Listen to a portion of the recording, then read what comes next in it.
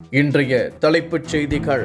இந்த ஆண்டு ஜனவரி மாதத்தில் 1.93 லட்சம் கோடி ரூபாய் ஜிஎஸ்டி வருவாய் கிடைத்துள்ளதாக மத்திய அரசு அறிவிப்பு. கடந்த ஆண்டு ஜனவரி மாதத்தை விட 6.2% அதிகரித்துள்ளதாக தகவல். தேர்தலுக்காக டிமாண்ட் ஏற்றிக்கொண்டே போகும் காங்கிரஸ். அடுத்த லோக்சபா தேர்தலுக்கும் சேர்த்து நிபந்தனை வைப்பதால் திமுக கடும் அதிர்ச்சி. திமுக அதிமுக இரண்டு கட்சிகளுக்குமே பிடிகொடுக்காமல் இருக்கும் தேமுதிக இன்னும் முடிவை தெரிவிக்காமல் இருப்பதால் இரு கட்சிகளுமே டென்ஷன். தமிழக வெற்றிக் கழகம் இழக்க முடியாத ஆழ்கடல் என நடிகர் விஜய் பெருமிதம். 2026 சட்டமன்ற தேர்தல் களம் இதுவரை இல்லாத புதிய சூழலை சுமந்து நிற்பதாக பதிவு. ஓடிடி தளத்திலும் கூட வெளியாகாத சண்டைக்காரி படத்திற்கு 3 விருதுகளா? கொந்தளிக்கும் தமிழ் திரையுலகம். இனி விரிவான செய்திகள். இந்த ஆண்டு ஜனவரி மாதத்தில் 1.93 கோடி ஜிஎஸ்டி வருவாய் கிடைத்துள்ளதாக மத்திய அரசு தெரிவித்துள்ளது. 2025ஆம் ஆண்டு ஜனவரி மாதம் 1.84 லட்சம் கோடி ஜிஎஸ்டி வருவாய் கிடைத்தது. இந்த நிலையில் இந்த ஆண்டு 6.2% அதிகமாக வருவாய் கிடைத்துள்ளதாக தெரிவிக்கப்பட்டுள்ளது. தமிழகத்தில் ஜனவரி மாதம் ஜிஎஸ்டி வசூல் 5% உயர்ந்துள்ளது என்றும் கூறப்பட்டுள்ளது.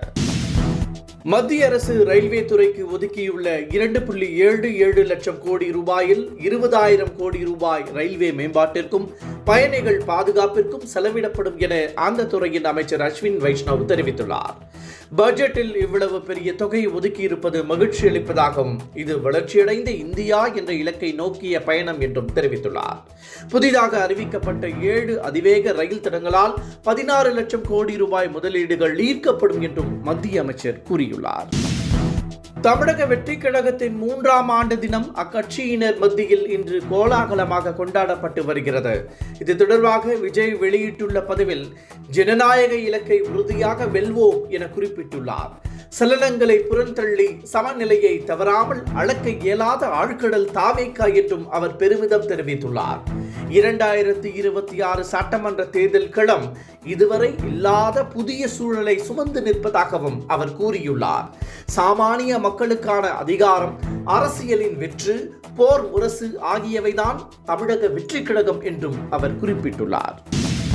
அஜித் பவாரின் மனைவி சுனேத்ரா பவார் மீது 25,000 கோடி ரூபாய் ஊழல் புகார் எழுந்துள்ளது.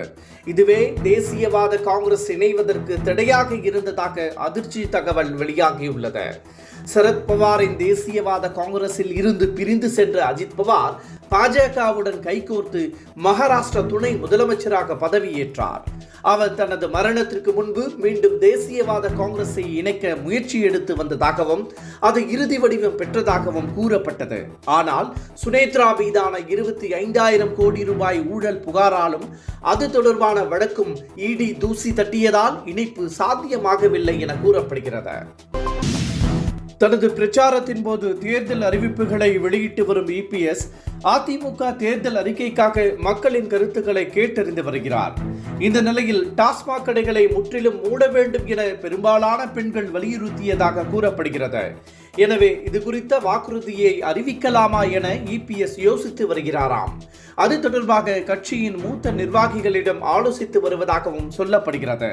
ஆனாலும் இது ஒருவேளை ஆண்கள் தரப்பில் நெகட்டிவாக அமைந்துவிடுமோ என்ற தயக்கமும் இபிஎஸ்க்கு ஏற்பட்டுள்ளதாக கூறப்படுகிறது. தேமுதிக தனது கூட்டணி குறித்த அறிவிப்பை வெளியிடாமல் தாமதப்படுத்தி வருவது திமுகவையும் அதிமுகவையும் எரிச்சல் அடைய செய்துள்ளதாக கூறப்படுகிறது. இந்த தேர்தலில் 4 முனை போட்டி என்பதால் கூட்டணி அமைவது முக்கியத்துவம் வாய்ந்ததாக கருதப்படுகிறது.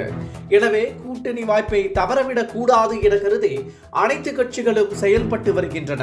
ஆனால் தேமுதிக நீண்ட காலம் ஆகியும் தனது அறிவிப்பை வெளியிடாமல் காலதாமதம் செய்து வருகிறது. இந்த நிலையில் பிரேமலதா தனது முடிவை நாளை அறிவிக்க உள்ளதாக தகவல் வெளியாகியுள்ளது.